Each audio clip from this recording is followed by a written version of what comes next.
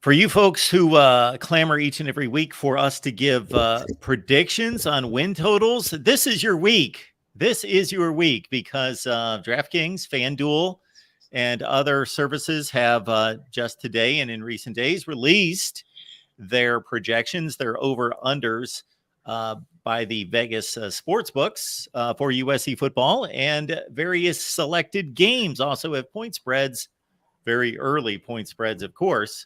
But they're always fun to talk to. Welcome to USC Trojans Live right here, the voice of college football, our 52nd edition. 52, that sounds like it's roughly a year, Matt. How about that? Happy anniversary. Happy first Happy anniversary. Folks, this show only goes on because of Matt's contributions. So we so much appreciate Matt. Check out his work at Trojans Wire. We will be leaving the link in the chat. And keep in mind that Matt and I are producing exclusive content. We've got 3 segments in hand to deliver to you through the YouTube channel membership right here, the voice of college football. Fight on. Matt, how you doing tonight?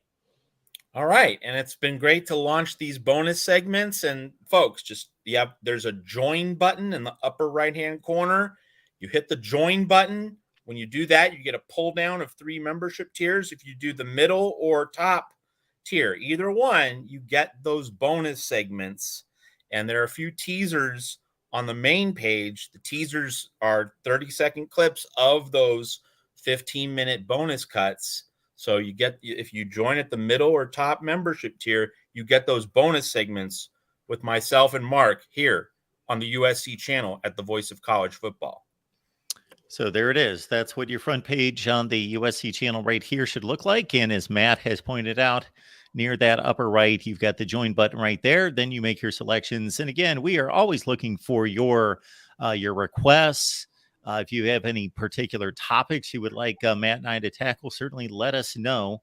And we would be more than happy because Matt is an outstanding resource, of course, and we enjoy the conversation here at the Voice of College Football. So in addition to what we provided here, we have knocked out 3 segments, and we are ready and willing to fire out more, and we'll be doing so. All right, Matt. According to a number of sites, the USC over-under win total appears to be at 9.5. That seems to be somewhat close to the consensus, which, of course, for you that like to put a nickel or dime on any of those type of forecasts, you're looking at trying to determine the difference between, does USC go 9-3 or does USC go 10-2? And that, of course, would be the determination that you would be making. So considering what USC has coming back, what they've added, and of course the schedule, which we will pop up here in just a second, your thoughts about that 9.5 number, Matt? So I'm smashing the over. I think that I think 10 wins is pretty much the floor. Now, like, the schedule's not easy. And so if USC goes 1-3 against Notre Dame, Utah, Washington, Oregon, the big quartet, the 4 games that are going to define the season, well, then it's going to be an under. And then over 9.5 is going to crash and burn. But the idea that USC is going to win 10 and that 10 wins is the floor for this team, that is based on a very simple idea that USC will go at least 2-2 in those 4 big games, and 2 of them are at home. So Utah being one, Washington being the other, and so as long as USC protects its home field, the Trojans will win at least 10 games this season. I mean, they're not going to lose at Arizona State in September, like they're not going to lose at Cal in Berkeley in late October. Like, their defense should be at least somewhat better. So, like, instead of beating Cal 41-35, should be able to win like 48-28 this season. And that's even without playing great. Like, some of the baseline results and some of the games that USC played a little bit too closely for comfort in 2022, those margins should be expanded in the non-huge games. And then again, as long as USC splits those 4, which, would not be a fantastic result for USC. Let's be clear about that too. Like, the Trojan fans are really expecting 3-1 in those 4 games, to firmly lock up the Pac-12. Hopefully, the win at a win at Notre Dame is part of that package.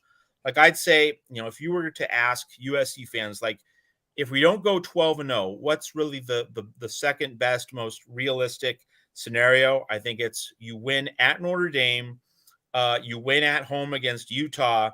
Maybe you stumble against Washington, but then you go to Eugene and you beat Oregon. I think like that if you said to USC fans that's going to be your scenario and you go 11-1 with that package of results, I think fans would take it because there's definitely more hatred for Oregon than Washington among the USC fan base. It's partly because of what Mario Cristobal did to the Trojans in the Clay Helton reign of error. It's also just because USC and Oregon, with Lincoln Riley and Dan Lanning, they've been involved in some very intense recruiting battles, some of which the Ducks have won. So, like, if you were to choose, which Northwest power would you rather beat if you're USC, I think most USC fans would definitely say, oh, God, give me the win over Oregon in Autzen Stadium. That would be preferable. So, if USC goes 3-1 against the Big Four, wins in South Bend, takes care of Utah, got to get revenge against the Utes, and then win in Autzen, and you lose to Washington, well, then you set up a scenario where, you actually might be able to circle back and get a rematch with Washington in the Pac-12 championship game in Las Vegas. Then you take care of that, and you go 12-1, and you probably go to the college football playoff. So like that's a non-13-0 scenario that USC fans are hoping for. But like, even if it doesn't go great, even if it doesn't work out just exactly the way USC fans hope for, like it's going to be hard for teams to beat USC a lot. Like, so the idea that USC is going to go 1-3 against the Big Four, not very likely. Possible, of course, but would you really want to put some serious cash on USC going 1-3 against the Big Four? I don't think so. Because the margin for error going against USC, and I know that like USC has a lot of questions to answer on defense.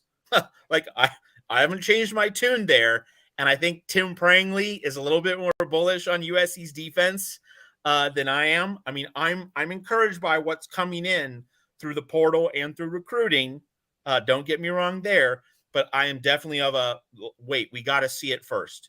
Like, I mean, talent has been improved, and I know that Tim loves to say, and he's accurate on this, is that this offseason has refuted the idea that USC can't bring in elite defensive talent with Alex Grinch there. Like, Grinch has not been an impediment to bringing in elite defensive talent in this 2023 offseason. So, like, on that, like, that's a box for Tim Prangley to check as he and Rick and I host Trojan Conquest Live Sundays at 8 p.m. Eastern, 5 p.m. Pacific here at the Voice of College Football. So like, Tim's been right about a few very important things, but like, even if you are worried about USC's defense, as I still am, you got to flip the script and you got to look at it from when you are an opponent of USC, your margins are so small with this offense and everything it can do and is likely going to do. And we saw this last season. I mean, it's true that USC's defense imploded, but like, everything had to go wrong in the final 4.5 minutes to lose that Cotton Bowl. And just about everything had to go wrong in the final 10 minutes in Salt Lake City for USC to lose by 1 point to the Utes, 43-42. Like, if you just make a handful of mistakes against USC, knowing what this offense is capable of, you're almost certain to lose. And so just the idea that USC with that offense is going to lose 3 of its 4 most important games of the season and end with a 9-3 record, like, the odds are not in favor of that happening. So full circle, if the over under for USC was 10.5, I would need to think long and hard about that. I probably wouldn't even make a preseason wager on that. I'd probably pass. I'd probably say, that is a 50-50 coin flip. It could be 10-2. It could be 11-1. That's if it's 10.5. But I think at 9.5, I think it's a very easy decision to go over with this team, just because, if you're going to beat USC, you're going to need a lot of things to go just right. And you're going to need, your offense to basically pitch a perfect game just to stay on pace with USC, just to be in there in the hunt midway through the fourth quarter. If your offense has a bad day, forget about it. So 9.5, I think it's a very easy over for USC. Not so much that I think USC is going to like blow out Notre Dame or Utah or Washington, but just that like if you're betting that USC is going to go 1-3 in those big 4 games, you are definitely going against the odds with that call. I've got so many different ways to take this now, Matt. You've opened up a lot of avenues here. So, first and foremost, I'm curious because for all the football that we've discussed here, Matt, between you and myself and on other shows that we've invited you and just the football discussion is phenomenal. Are you a betting guy? Are you a guy that's intrigued by the lines, the over-unders?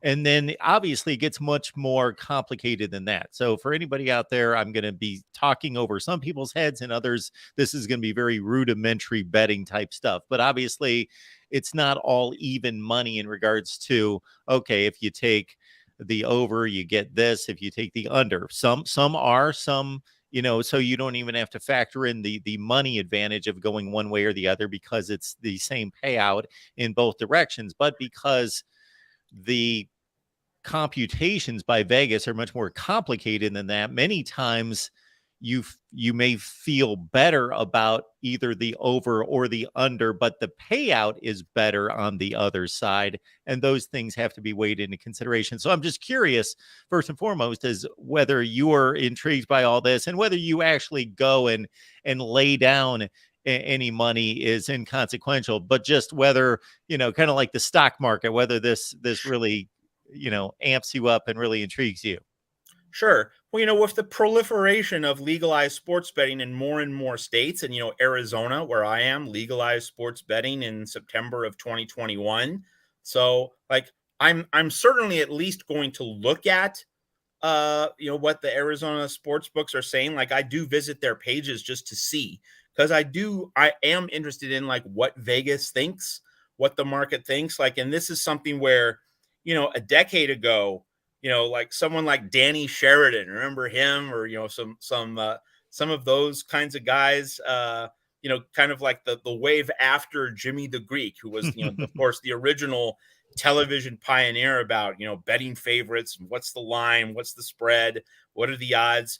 I mean, it is certainly like you have to have access now to these lines and to line movements and, so like what the market thinks about a given game. I mean, it's like sometimes these things can be filtered through college football personalities, and of course there are more betting shows now than ever before. ESPN, but also other sports specific networks have their betting shows. Like MLB Network has its own betting show.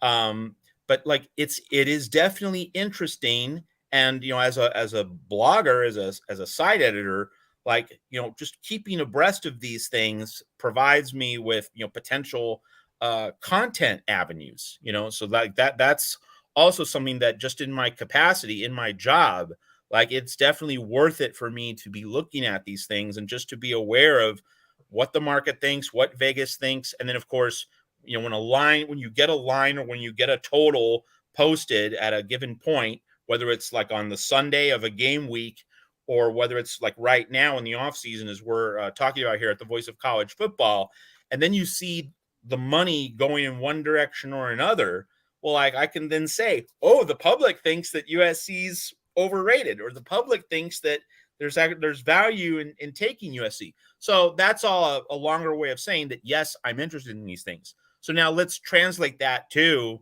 this over-under discussion. So maybe I don't know what the prices are, but just like for the sake of discussion, as you kind of set it up for me.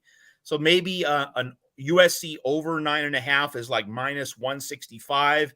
And then USC over 10.5 is plus money, maybe like plus 130. And then USC over under 10 wins even is like the direct even point where like it's the over and the under are both, minus 110.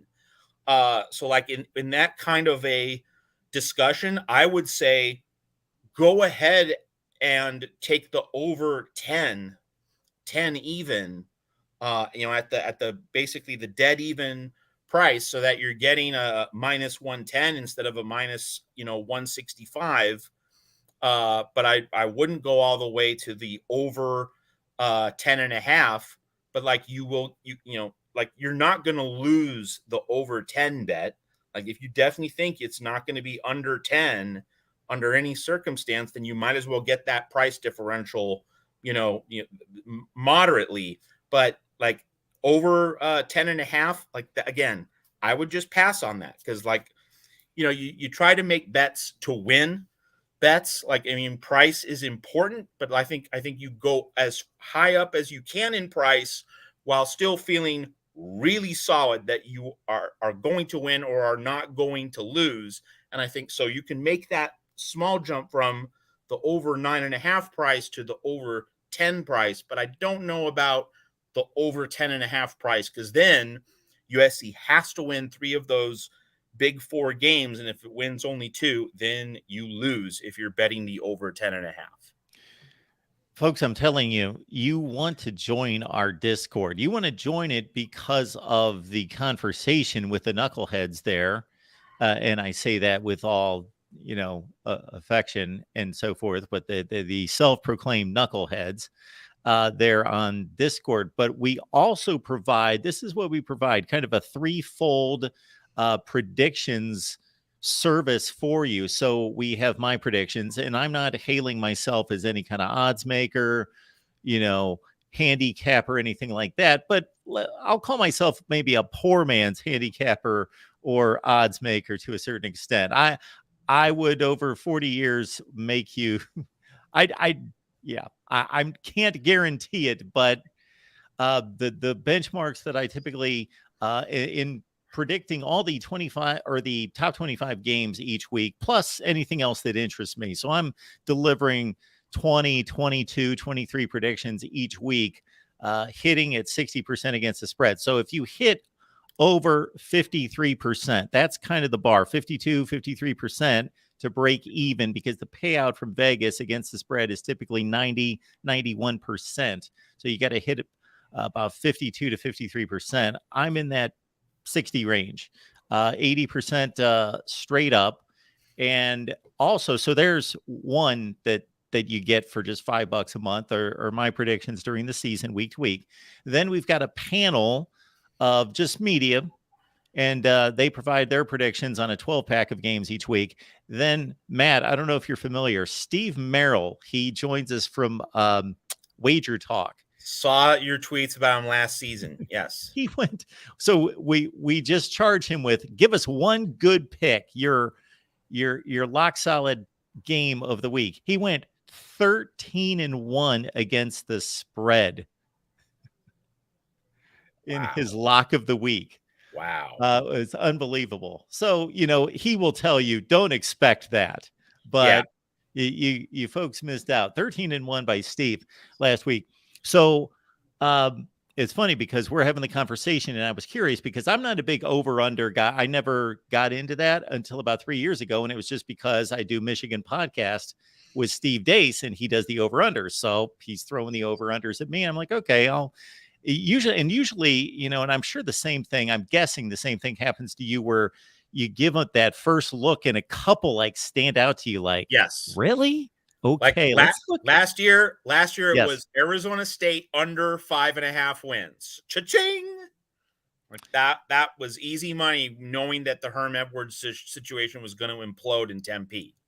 So there you go. So I popped up the over-under video that I did last year, and I had a number of I was on both sides of it. So I was 3-2 until my final 3-pack. And I said, what you really want to do here is Georgia, Ohio State, and Michigan were all at 10.5. And I said, go over on all 3, because what you're banking on here is you're going to hit on 2 of the, like I had little doubt that two of those three were going to surpass 10 wins. So I said, most likely the worst you're going to do is you're going to go 2 out of 3. So you're going to make money. So take all three of them over 10.5. And of course, 12-0, 12-0, 11-1, cha-ching, 3 out of 3. So a 6-2 over under forecast for last season. Isn't Brett Bielema great the way he mangled the end of that Illinois-Michigan game to ensure that Michigan and Ohio State were both 11-0? Bert really helped you cash really out did. there. And yes, I did mention at the end of that game that, and I think he's doing a nice job at Illinois, but he is. But woo, that was when awful. you're up by 1 point and you have the ball deep in your own end, and there's not 50 seconds left in the game. There's like 3.5 minutes. You have to convert a couple first down. You can't just, lock it down and run off tackle and punt. That's not going to work. Yep. And that spelled his doom because Michigan only needed like a first down to kick the game winner from Jake Moody. Moody is an all-world kicker, so absolutely, yes. Michigan was able to Dave Wanstead its way to victory. I would also like to say Herm Edwards. I'll put Herm Edwards in there as well. You already mentioned Herm Edwards. 2003 or 4 Jets teams that were good, like fringe 10-6 type of playoff teams. 2 consecutive weeks. First week, wild card game, they go to San Diego. They were let off the hook by Nate Kading missing 2 San Diego field goals. Otherwise, he botched that game about 4 different ways, lucked out because of 2 missed field goals on the other side. Next week, they go to Pittsburgh, Matt, and you have an encyclopedic type now. I'm sure you'll maybe be able to clear the cobwebs for this one, but Jets at Pittsburgh, tight game. They go to overtime. And I remember watching one of the final drives of either regulation or in overtime. And, it's like 18 degrees outside, swirling winds, difficult field goal conditions. And it's Heinz Field, which is arguably the worst field for kicking field goals in the NFL. There you go. During the drive, I remember the announcers pointing out that Chad Pennington had never thrown a red zone interception in his career. Number one. So, Chad Pennington, not exactly a game changer, but when it comes to taking care of the football, Curtis Martin had the longest streak of carries in the NFL without a fumble. Oh, that's right. That was it. And they're going down the field like clockwork. They get just on the fringe of field goal range. And what do you think Herm Edwards does? Pack it in. No, we're not going to take any chances. We're going to settle right here. So what happens? Miss the field goal that would have won the game. They go to overtime. He does the same exact thing, methodically moving the ball down the field. No issues. Boom. Get just inside the 40. Oh, we're going to lock it down. Like Mark Richt of Georgia in that Outback Bowl against Michigan State. Yes. And I'm sorry for the Georgia folks watching this show on the Voice of College Football, but that's the obvious college football parallel. And I'm sorry to take everyone to the NFL playoff games from 20 years ago. So the other direction I wanted to take this is, of course, we all project the schedule to say, these are the definite wins. These are the definite losses with USC. Those don't exist. But then here are the 50-50, 60-40 kind of games. And you have outlined those, of course, those 4. However, we all know just about every week in college football, there's a couple upsets out there that the 17-point underdog pulls out an upset. So outside of those 4, what danger game do you think is out there for USC? You certainly pinpointed it last offseason with that trip to Corvallis as being tenuous. So when you look at this one outside of the big 4, where would you go? Well, I think Colorado is going to be terrible in the first month of the season. So I really don't see the trip to Boulder as being that tough. But maybe Kenny Dillingham, maybe Arizona State, let's remember, USC fans will remember 2005, with Sam Keller was the quarterback of the Sun Devils. And in middle of October, you had I think that it was 103 degrees in Tempe on that day, and USC was down 21-3. And Matt Leinart was concussed, or at least, severely shaken up. And the Trojans were able to come back with their running game in the second half.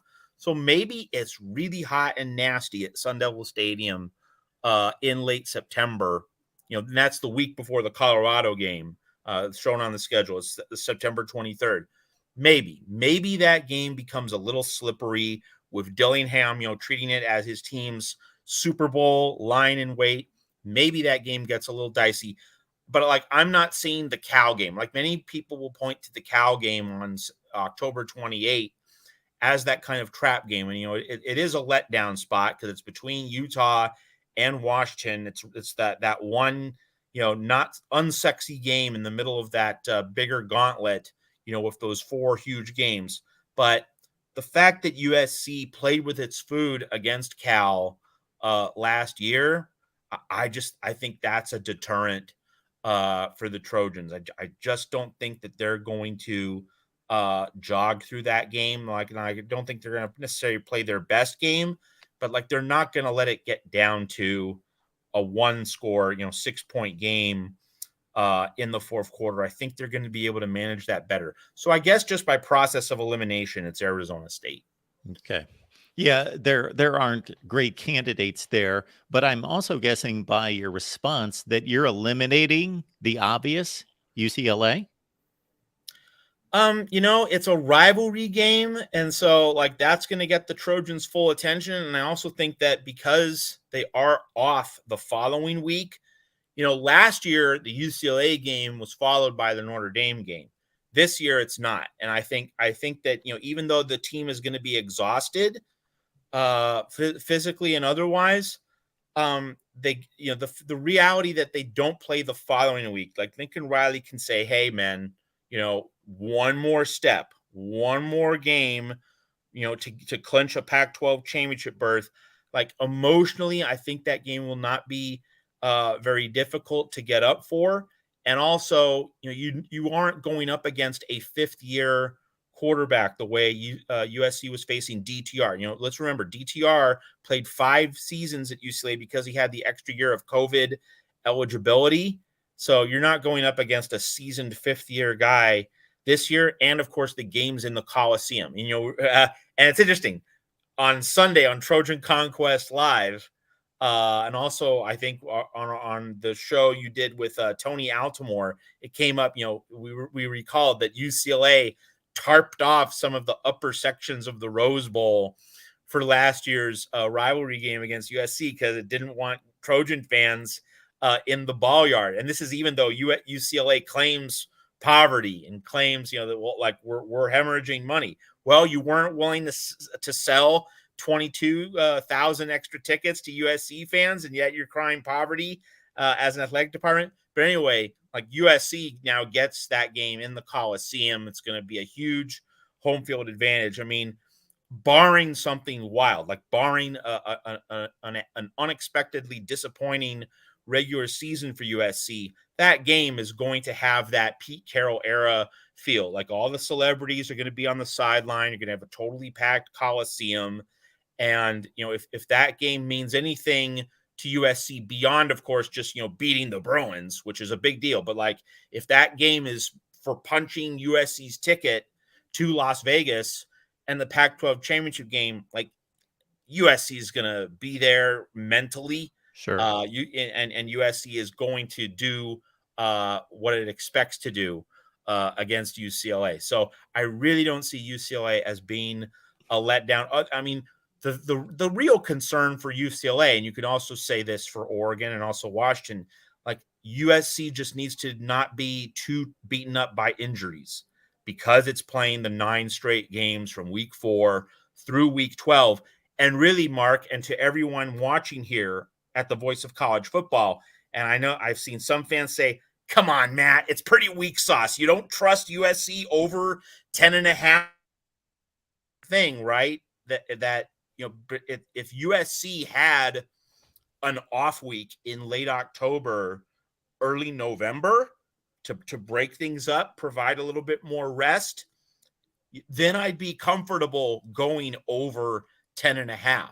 But precisely because USC is playing those 9 consecutive games, like that's a factor. And I think that should be factored in to what you're considering for the over under, the value, the price, etc. So let's keep in mind, like, it's not just the opponents that you play, it's not just where you play them, it's also when you play them. And there's also just a little bit of the unknown. Like if USC picks up an Andrew Voorhees level injury in terms of the severity, in terms of, a linchpin, a cornerstone on its offense, and like that's not anything we can predict. It's not anything we can know about right now.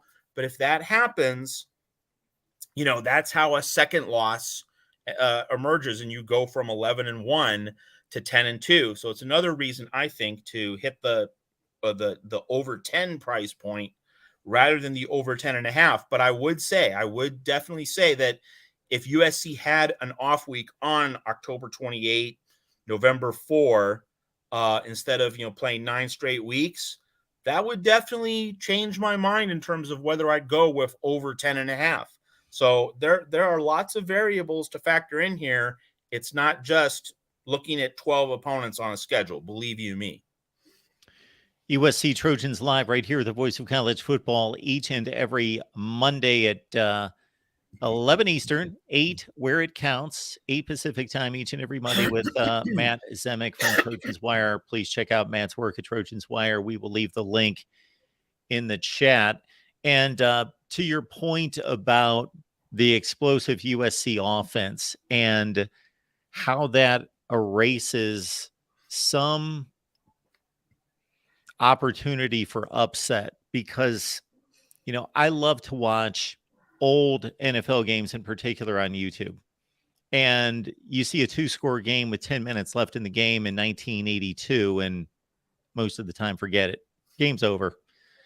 You're going to see USC games this year either against those big four most likely, or if somebody jumps up and challenges them, like you mentioned, like in Arizona State, somebody unexpectedly, and it's a 27-24 game late in the third quarter. Or maybe USC's made all sorts of mistakes and they're down 18 late third quarter. That's not a good position to be in, but plenty of time, plenty of possessions. They are going to go on scoring runs, either to break over open close games, or don't be surprised if they have one tremendous comeback in this season coming up. I think that's fair. I think if you ask most USC fans, though, like what they're really concerned about, it's not so much getting buried by an avalanche due to bad defense in the first half of a game. If you ask Tim Prangley and Rick Anaya of Trojan Conquest Live, I think their shared concern, and like they can speak up in the chat if I'm getting it wrong, but like I think based on all that I know about them and how they think about USC football and all the shows that we did last year, also with Tony Altimore, on our post game, I think the main thing that Tim and Rick are concerned about is when USC gets a lead, can the Trojans be better at protecting it? So it's less about falling behind early. It's more about doing a stronger job of solidifying, extending, preserving leads in second halves. Because like the Cal game, like that was one example. It was a 20-point lead that got sliced to 6. Of course, the 2 Utah games were the most consequential ones. The USC not being able to build that lead bigger in the Pac-12 championship game. And then when Caleb got hurt, then those chickens came home to roost, but also in the Salt Lake City, Utah game from mid-October, having the 14-point lead midway second quarter, and then not being able to mash the ball to grind the clock, reduce the amount of possessions Cam Rising and Dalton Kincaid were able to get. And I think that USC's taken steps to build a bigger, deeper, tougher running back room for this upcoming season. And I think USC has made an attempt. Lincoln Riley and Josh Henson have made a concerted attempt to develop an offense which, still has the fancy toys, can still has quick strike capability, to be sure.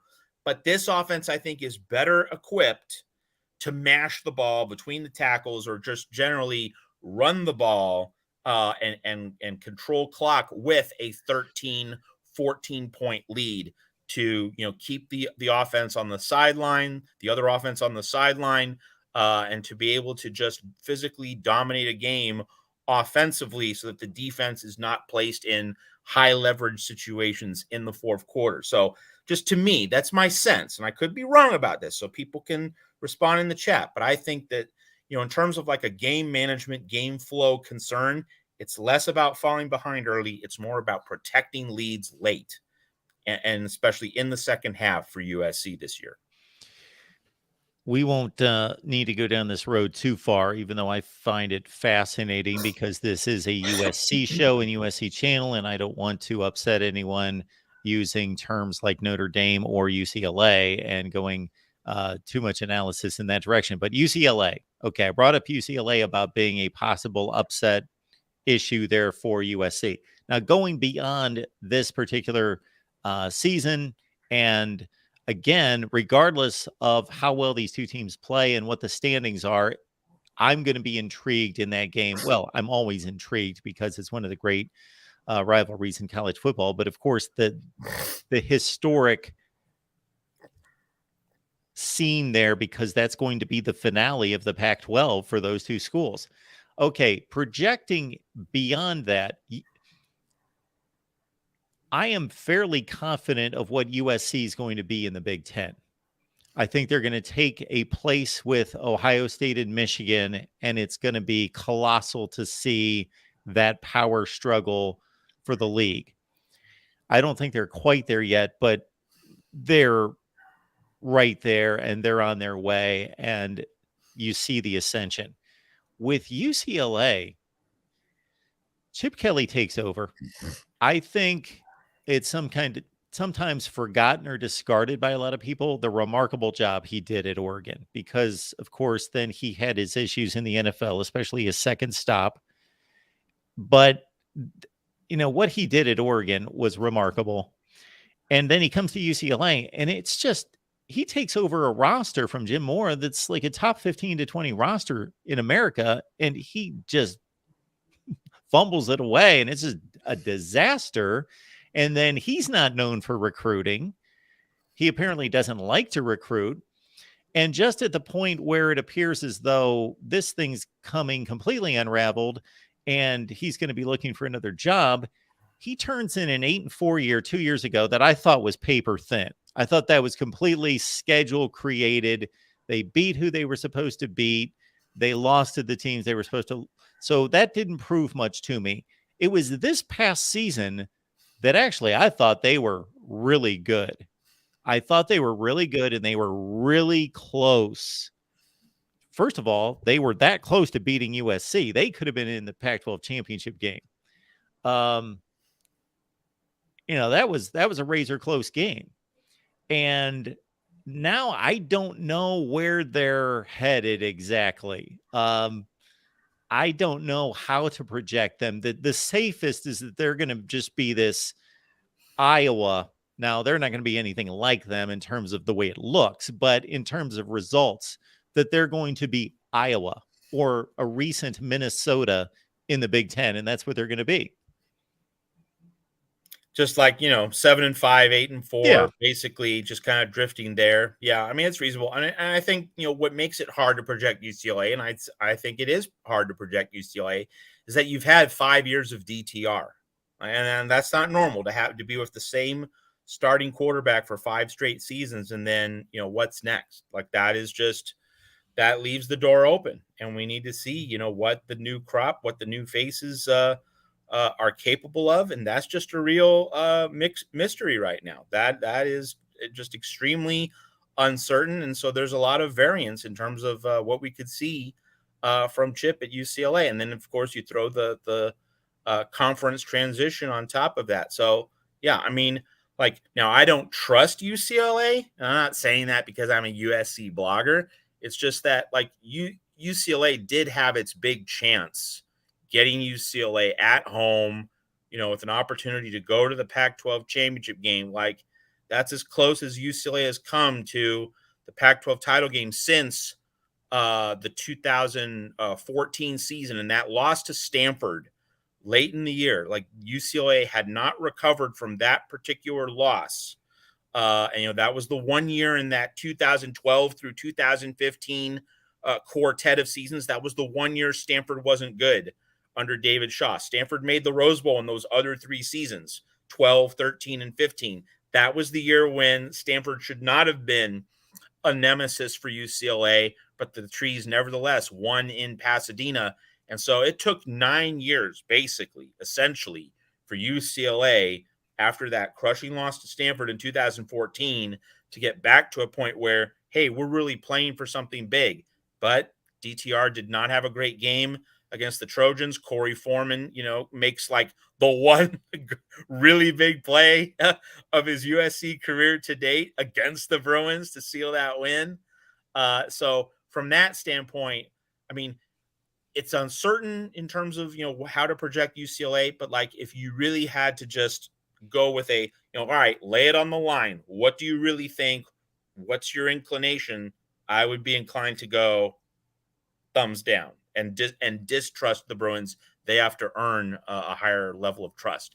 And I also think that the way that they stepped on a rake against Pitt in the Sun Bowl, like that should add to distrust of UCLA. Obviously, you have a different team now, but still, like if you had to make a choice, I think skepticism is certainly the better one. But like in terms of just evaluating personnel and being able to make a studied evaluation of how it's going to turn out, that is a mystery because you've had so many of the same members of the personnel groups for the past several years, and now it's all going to be brand new, and we don't know how the move to the Big Ten is going to treat UCLA.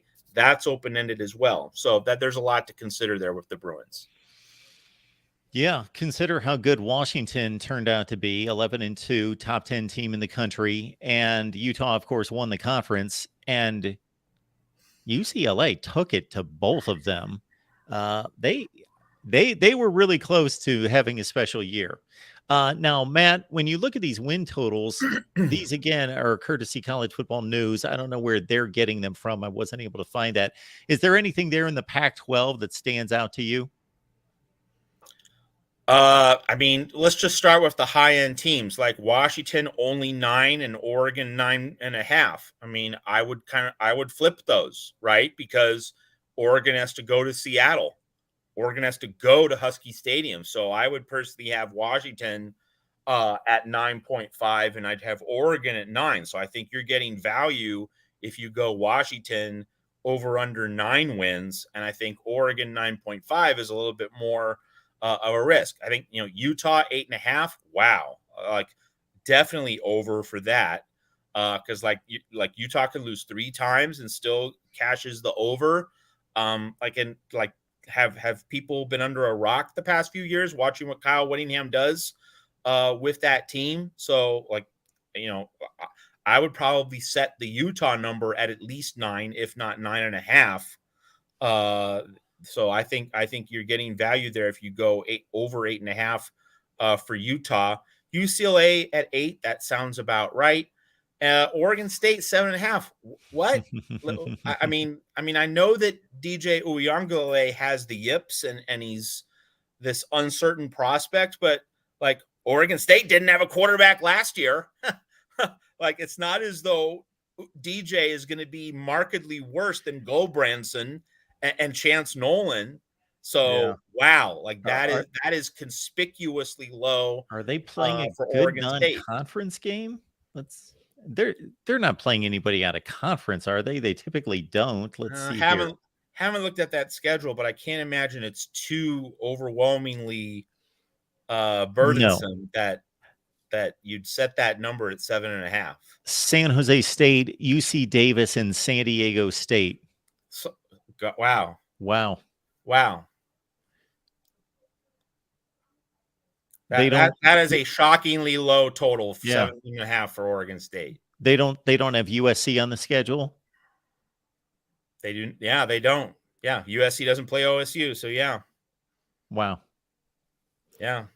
I think we've identified where you can really jump on something. Don't want that number to go to 8.5. Is would Vegas allow history to push that number? Would they allow the history of Oregon State football to make them lean on that number that much? It just seems odd. And the other thing is that when you talk about the history of Oregon State football, I mean, from 2000 through 2009, the history of Oregon State football was really pretty good, Sure. as Connor Johnson definitely knows and is aware of. Like, it's not as though it's been this unending identity of, almost. It's like Oregon State was a really, really good program under Dennis Erickson and then Mike Riley. So that's just really weird. I mean, I guess they're thinking that Uiagalelei is gonna, hijack everything. But again, like, how did Oregon State make that comeback against Oregon?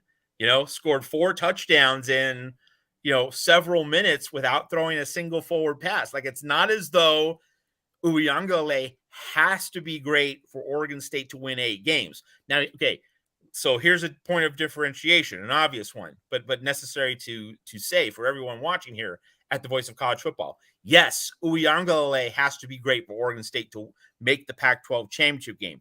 Of course, like, he has to deliver the goods if Oregon State is going to achieve at that level. But in terms of going over 7.5 wins with a easy non-con schedule, no, Uiagalelei does not have to be great for Oregon State to go over 7.5 wins in 2023. Obvious difference, but something just needs to be clarified just so we're all on the same page. And for those people that are commenting that I disrespect Penn State, that is in no way true. I just lined up USC with Ohio State and Michigan. I wasn't doing some kind of full analysis of the conference going forward. So it's notable that no one's saying Mark's disrespecting Wisconsin. Like, we could just play that game the whole way. Yeah, Oregon State 7.5. And I know sometimes, these numbers seem obvious and then Vegas gets us. They know something we don't know, but that's a difficult one to stomach right there. I know Connor Johnson is making an over bet right now as we speak.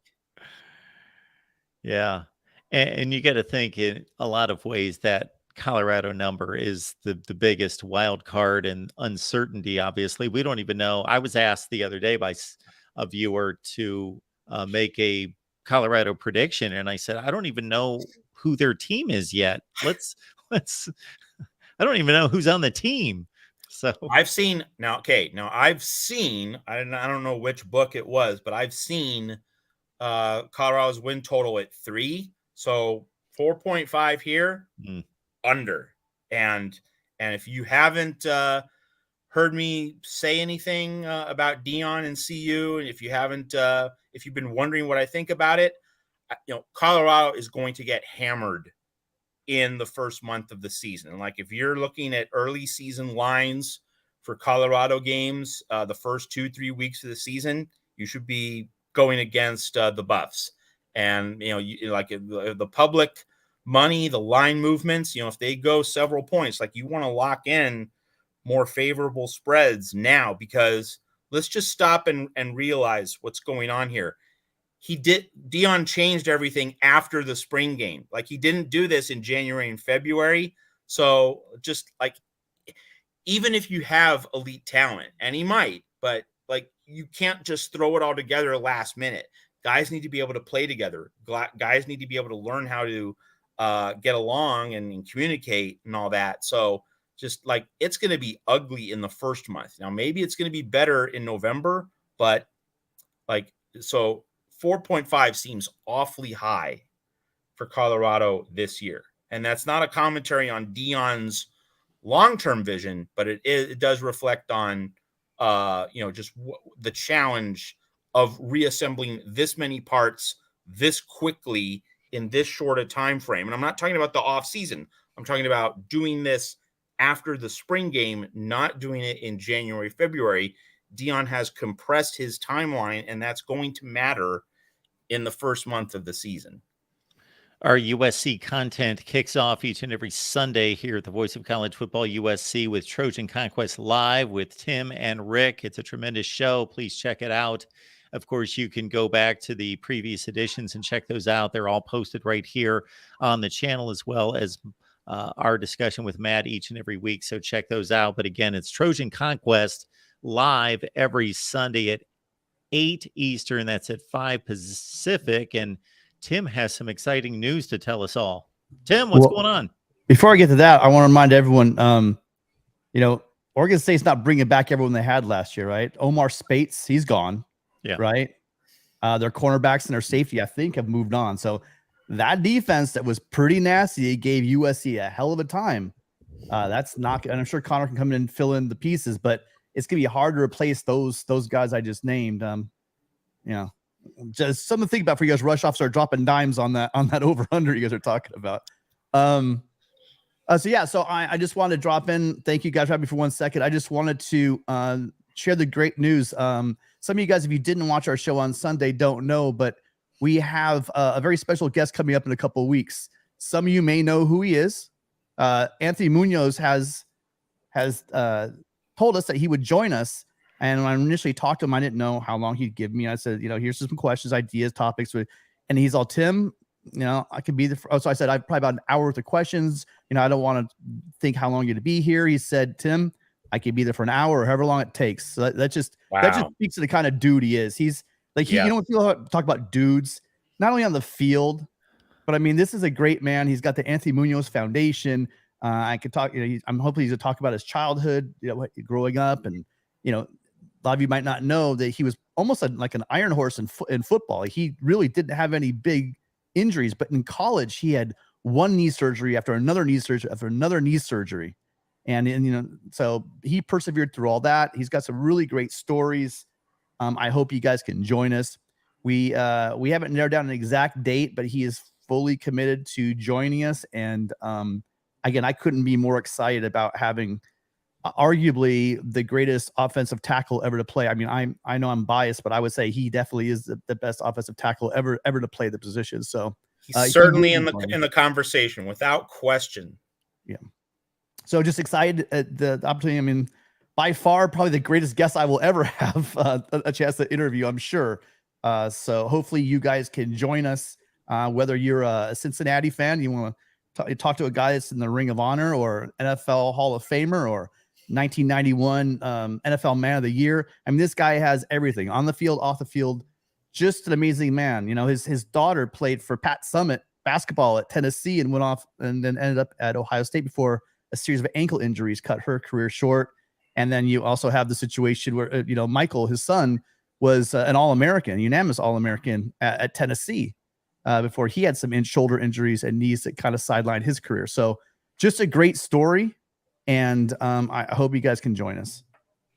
And be careful about you'll announce the date of that when you get it finalized, but it's going to be in the next few weeks or so. Yeah, it was going to be 2 weeks from now, but I'm going to try to push it back because, quite frankly, I just want to keep promoting it because I do want to get as many people there as possible. I mean, I think that he deserves a good Trojan crowd and, again, just a good football crowd. And I know this community has a lot of people, so I'm just going to try to keep getting the word out. And maybe I'm thinking maybe the week after Memorial Day, but it's coming and I'll keep you guys posted. But the best way for you guys to know when it happens is if you go down this side in the corner over there, in the corner of the screen, you can see that little subscribe button. Hit that subscribe button and the notification, and then you guys will be the first ones to know when we're going, because I will be promoting the show on the channel. So again, thank you guys for letting me drop in and throw my little promotion together. But congratulations. I look forward to. Tim could probably strangle me because he went to the work of providing a subscription button that will animate on the screen, and I forget about it and I never use it. And he Yeah, I Well, need to it's get not into this the one, habit. Mark. I don't know what you put this on here for. That's not the one. You No? you Okay. really No. you really think that I was responsible for that? We know somebody else that plays with graphics on this channel. Look, That's it's this one, and you guys, if anyone watching the show just now knows the level of content that Matt and Mark, professionalism, these guys bring to it every week. They hit it hard. So if you do feel you guys are getting some benefit from the content they're showing, you guys do a favor and you go ahead and hit that like button, subscribe, and then notification to make sure you know when that Anthony Munoz interview will be happening. So, And Tim, I'll to leave it your there. earlier point about us showing due respect to Anthony in a number of ways, but by the sheer number of people that we should have here for this. Folks, keep this in mind. I use this line all the time, but especially for a special event like this. Matt has a certain sphere of influence. Tim does. I do. We can only go so far. There are people out there that love college. Forget just the USC fans, NFL fans, just college football fans. This is one of the all-time great players, and as Tim has outlined, just a great person. You guys have spheres of influence out there on social media and just in person, and direct contact with family and friends that have no idea that we're here, have no idea what we're doing. And this is an opportunity for you to help us and help the USC community and really put on the type of display that we would like to value the time of Anthony Munoz. Yeah, absolutely. And then I just want to really quickly give a shout out to guys that are literally always here from the USC community. LBC Rob, you're always here supporting us, just doing a great job. Warren Childs, again, you guys are awesome. So a big fight on to those guys. And I'm going to get out of your guys' hair. Thank you for letting me come on, you guys. Thanks, Tim. Appreciate it. Thank you, Tim, and congratulations again. Yeah, well, again, I'm going to say this. Don't credit me. That's just that's the power of the Trojan family. And he's like, yeah, sure, I'll come on, no problem. And it blew my mind, especially when I'm going to do some research, Matt, like you do, right? And I'm seeing the guys that, you have like Rich Eisen, that's he's going to his show, and the level of guys, Tony Dungy, these are the guys he talks to. Oh, and now he's going to talk to Tim Prangley, which just blows my mind. But I will, I will keep you guys posted. And he's just generous and he's just a wonderful man. So I'll see you guys later. Fight on, you guys. Thanks, Tim. Thank you, Tim. And in addition to getting Anthony Munoz, Tim comes on here and shows us that his production skills far outweigh mine. The bells and whistles that are on here that I don't participate in, that I should. But we appreciate Tim and Rick. They do a phenomenal job every Sunday night. All right, Matt. We might as well save the point spreads for next week. That'll give us some good discussion points next week.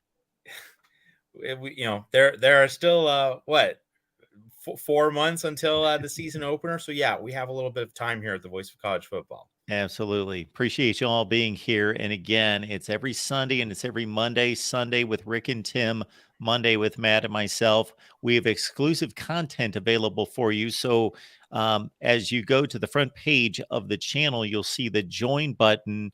Click that, make your selection. And if you select one of the two premium tiers, one or the other, you will be delivered content by Matt and myself each and every week. We are delivering. We already have 3 in the queue, ready to deliver to all of you in regards to in-depth discussion on USC topics that we know you'll enjoy. And you got a sliver of one for about 30 seconds looking at the transfer portal approaches of both Lincoln Riley and Deion Sanders. All right, Matt, thank you so much for being here, as always. Thank you, Mark. Have a great week, and thanks for watching, everybody.